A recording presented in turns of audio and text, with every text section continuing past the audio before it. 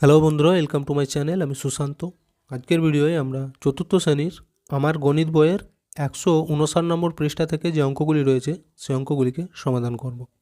আর ভিডিওটি শুরু করার আগে বলি, চ্যানেলে যদি প্রথম এসে থাকো চ্যানেলটিকে সাবস্ক্রাইব করে নিও এবং বেল আইকনে ক্লিক করে অল অপশানটিকে অন করে নিও। তো দেখো এখানেতে কি বলেছে অঙ্কগুলি। মাঠে টিফিন ভাগ করে খায়।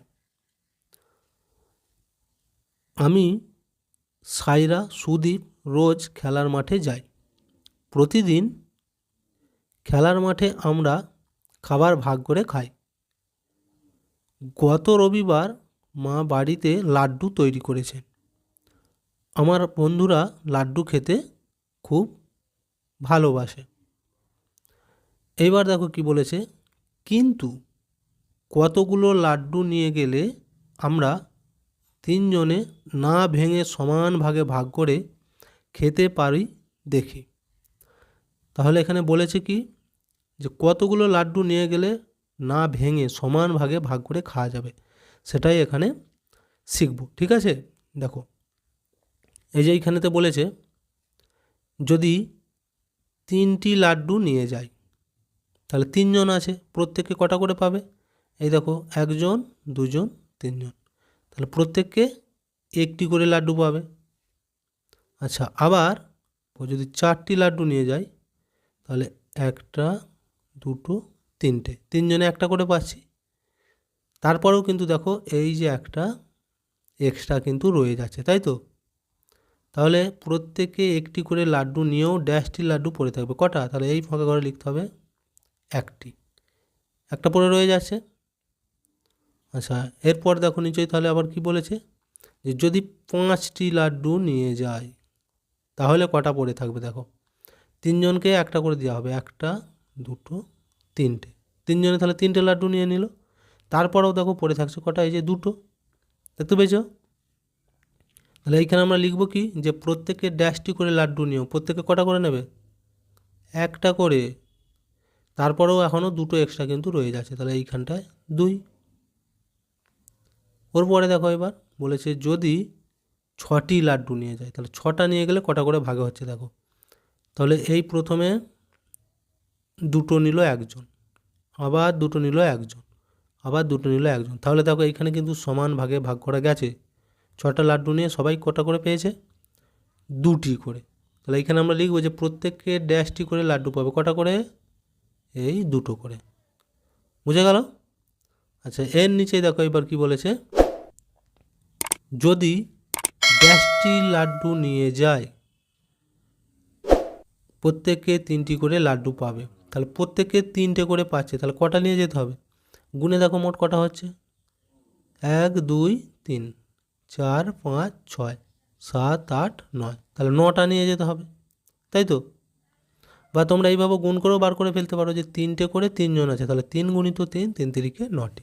তাহলে এই জায়গায় লিখতে হবে যে যদি 9টি লাড্ডু নিয়ে যায় প্রত্যেকে 3টি করে লাড্ডু পাবে। আবার দেখো নিচেই বলেছে যদি ড্যাশটি লাড্ডু নিয়ে যায় তাহলে প্রত্যেকে 4টি করে লাড্ডু পাবে, নিয়েও ড্যাশটি লাড্ডু পড়ে থাকবে। তাহলে এইখানে মোট কতগুলো লাড্ডু আছে আগে গুনে নাও, এই যে এইখানের মধ্যে কটা আছে গুনো। দেখো 4টে করে নিয়েছে একজন, তাহলে 3জন আছে, মোট কটা হবে? 12টা। আবার দেখো তার সাথে এই 2টো এক্সট্রা রয়ে গেছে, তাহলে 12 আর 2 কত?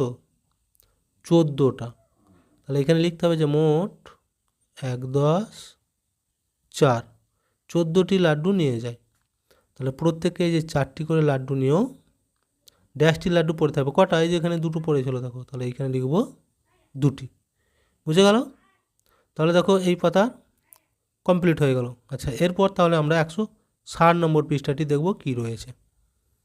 দেখো এখানেও বলেছে যে এইবার দেখি কতগুলি লাড্ডু নিয়ে গেলে প্রত্যেককে না ভেঙে সমান সংখ্যা লাড্ডু খেতে পারবো। কজন ছিল তারা? 3জন। এই দেখো লেখা রয়েছে 3জন লাড্ডু নিতে পারবো বা পারি।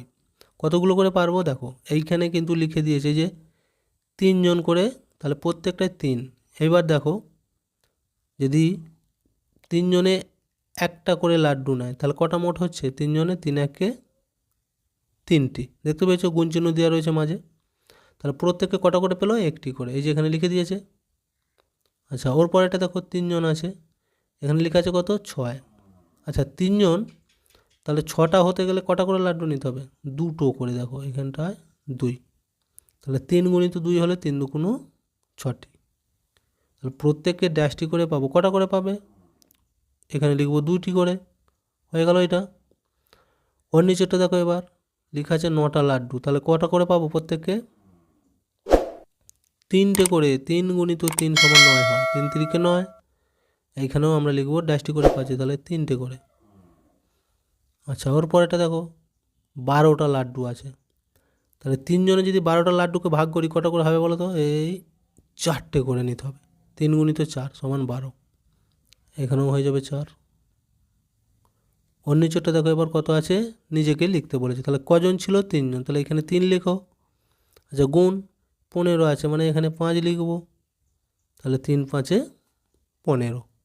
এখানে কটা করে পাচ্ছে প্রত্যেককে? এই 5টি করে। এবার একটু লক্ষ্য করো, দেখো এটা তোমরা নিশ্চয়ই 3-এর ঘর নামটা আগে পড়েছো, তাই তো? দেখো 3-এর সাথে 1 গুণ করলে 3 1-কে 3, 3-এর সাথে 2 গুণ করে 3 2 6, 3-এর সাথে 3 গুণ করে 3 3-কে 9, 3-এর সাথে 4 গুণ করলে 3 4-এ 12, আর 3-এর সাথে 5 গুণ করলে 3 5-এ 15। দেখো পুরো 3-এর ঘর নামটা এখানে কিন্তু দেওয়া রয়েছে। এরপর দেখো নিচেতে কি বলেছে, এখানে বলেছে তাই দেখছি যত বেশি লাড্ডু নেব তত বেশি করেই প্রত্যেককে পাবো। এমন সংখ্যক লাড্ডু নেব যে সংখ্যাগুলোকে ড্যাশ দিয়ে ভাগ করা যায়। কত দিয়ে ভাগ করা যায়? দেখো এই যে এইখানে তো আমরা লাড্ডুগুলো নিয়েছিলাম, যে সংখ্যাগুলো বেরিয়েছিল এগুলো প্রত্যেককে 3 দিয়ে কিন্তু ভাগ করা যাবে। এই যে 15, কারণ 3 জন ছিল, 3 দিয়ে ভাগ করে আমরা বার করেছি, তাহলে এইখানে উত্তর হয়ে যাবে 3। যেমন লাড্ডু নেব সংখ্যাগুলোকে 3 দিয়ে যেন ভাগ করা যায়, তবেই তো আমরা সমান ভাগ করতে পারবো, 3 জন আছে যেহেতু। নিচেই দেখো এবার কি বলেছে, দেখলাম লাড্ডুর সংখ্যাগুলো অর্থাৎ 3 6 9 12 15 সবগুলোই 3কে পরপর 1 2 3 4 5 গুণ করে পাচ্ছি। 3 6 9 12 15 এদের 3-এর কী বলবো? তাহলে দেখো 3কে গুণ করে করে আমরা এই উত্তরগুলো কিন্তু পেয়েছিলাম, 3 6 9 12 আর 15। গুণ করে করে যেগুলো আমরা পেয়ে থাকি সেইগুলোকে বলবো কি? গুণিতক। এইটা তোমাদের মনে রাখতে হবে, এটা নতুন, ঠিক আছে? এই যে 3 6 9 12 15কে আমরা কি বলবো? 3-এর গুণিতক, কারণ 3কে গুণ করে পেয়েছি আমরা। যখনই তাহলে বলবে যে 3-এর গুণিতকগুলি লেখো, তখন এই 3-এর ঘর নামতাটা তোমরা লিখে দিলেও হয়ে যাবে, ঠিক আছে? বা যদি বলে 4-এর গুণিতক, তখন 4-এর ঘর যে নামতাগুলো আছে গুণ করে লিখে দিলেও হয়ে যাবে, কারণ 4 1-কে 4, 4 2 8, 3 4-এ 12, ওইগুলো সেই গুণ করেই পাওয়া যাচ্ছে।